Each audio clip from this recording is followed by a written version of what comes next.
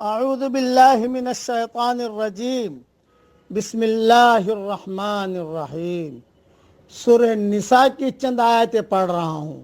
آیت نمبر 44، آیت نمبر 45، آیت نمبر 46۔ الم تر الی الذین اوتوا نصیبا من الکتاب یشترون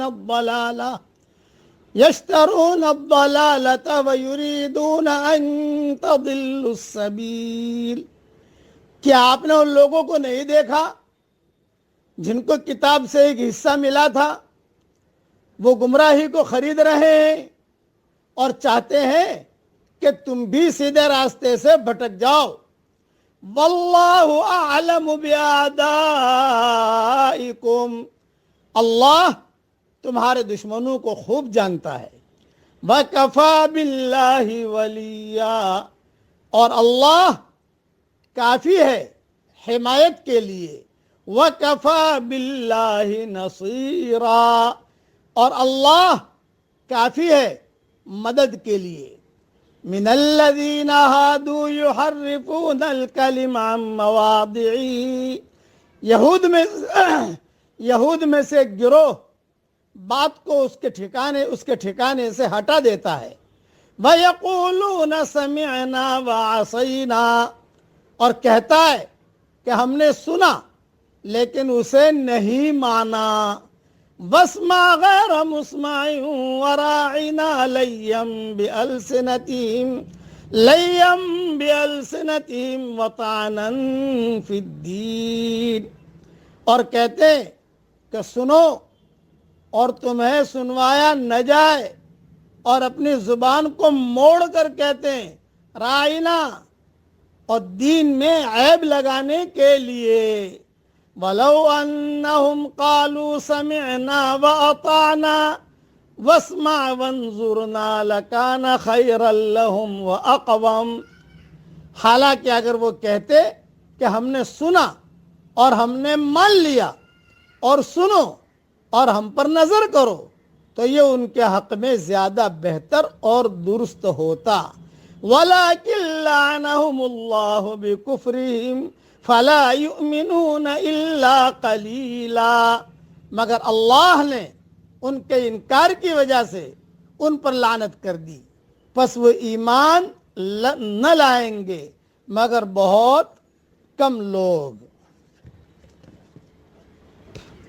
اللہ کی کتاب کسی گروہ کو دی جاتی ہے کہ وہ اس سے اپنی سوچ اور اپنے عمل کو درست کرے، مگر جب آسمانی کتابوں کے حامل، جب آسمانی کتب کے حامل کوئی قوم زوال کا شکار ہوتی ہے جیسا کہ یہود ہوئے، تو اللہ کی کتاب سے وہ ہدایت کے بجائے گمراہی کی غذا لینے لگتی ہے۔ اللہ کے احکام اس کے لیے خشک جزیاتی بحثوں کا موضوع بن جاتے ہیں۔ اب اس کے یہاں اعتقادیات کے نام پر فلسفیانہ قسم کی مشغافیت جنم لیتی ہے۔ وہ اس کے لیے ایسی سرگرمیوں کی تعلیم دینے والی کتاب بن جاتی ہے جس کا آخرت کے مسئلے سے کوئی تعلق نہ ہو۔ ایسے لوگ اپنی روایتی نفسیات کی وجہ سے ضروری سمجھتے ہیں کہ وہ اپنی ہر بات کو اللہ کی بات ثابت کریں۔ وہ اپنے عمل کا دینی جواز فراہم کرنے کے لیے اللہ کی کتاب کو بدل دیتے ہیں۔ اللہ کے کلمات کو اس کا موقع محل سے ہٹا کر وہ اس کی خود ساختہ تشریح کرتے ہیں۔ وہ الفاظ میں الٹ پلٹ پھیر کر کے اس سے ایسا مفہوم نکالتے ہیں جس کا اصل خدائی تعلیمات سے کوئی تعلق نہیں ہوتا۔ یہود کو کتاب کا کچھ حصہ ملا تھا کا مطلب یہ ہے کہ ان کو اللہ کی کتاب کے الفاظ تو پڑھنے کو ملے، مگر اللہ کی کتاب پر عمل کرنا جو اصل مقصود تھا اس سے وہ دور رہے۔ جس آج کا مسلمان قرآن تو پڑھتا ہے لیکن قرآن پر عمل کرنا جو مقصود ہے اس سے مسلمانوں کو بہت بڑا طبقہ دور ہے۔ لفظ کے معاملے میں وہ حامل کتاب بنے رہے، لفظ کے معاملے میں ہم بھی حامل کتاب بنے رہے، مگر عمل کے معاملے میں انہوں نے اور ہم نے بھی عام دنیا دارانہ قوموں کا راستہ اختیار کر لیا۔ مزید یہ کہ عام لوگ دنیا داری کو دنیا داری کے نام پر کرتے ہیں، اور انہوں نے یہ ڈٹھائی کر لی کہ اپنے دنیا داری کے لیے اللہ کی کتاب سے سند پیش کرنے لگے۔ ایک آدمی دنیا داری کرے ٹھاٹ کے ساتھ کرے، لیکن اللہ کے دین میں ہرا پھیری کر کے کیوں کرے؟ اللہ کے دین کو بیچ کر کیوں کرے؟ یہ مقصد ہے۔ پھر ان کی گمراہی اپنی ذات تک نہیں رکی، وہ اپنے کو اللہ کے دین کا نمائندہ سمجھتے تھے۔ اس لیے جب غیر یہودی عربوں نے آپ پیغمبر آخر الزمان کا ساتھ دینا شروع کیا تو یہودی اپنی دینداری کا بھرم قائم رکھنے کے لیے، بعض مرتبہ آدمی اپنی چیز کا بھرم رکھتا ہے، یہودی اپنی دینداری کا بھرم قائم رکھنے کے لیے خود پیغمبر کے خلاف ہو گئے۔ انہوں نے آپ کی زندگی اور آپ کی تعلیمات میں طرح طرح کے شوشے نکال کر لوگوں کو اس شبہ میں مبتلا کرنا شروع کیا کہ یہ اللہ کے بھیجے ہوئے نہیں ہیں، بلکہ محض ذاتی حوصلہ کے تحت دین خدا کے عالم بردار بن کر کھڑے ہو گئے ہیں۔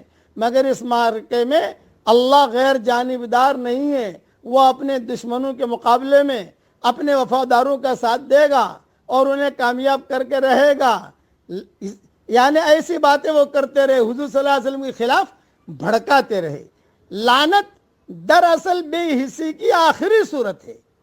جو لعنت لعنت لعنت آتے قرآن میں، اس کا مطلب سمجھیے، لعنت دراصل بے حسی کی آخری صورت ہے۔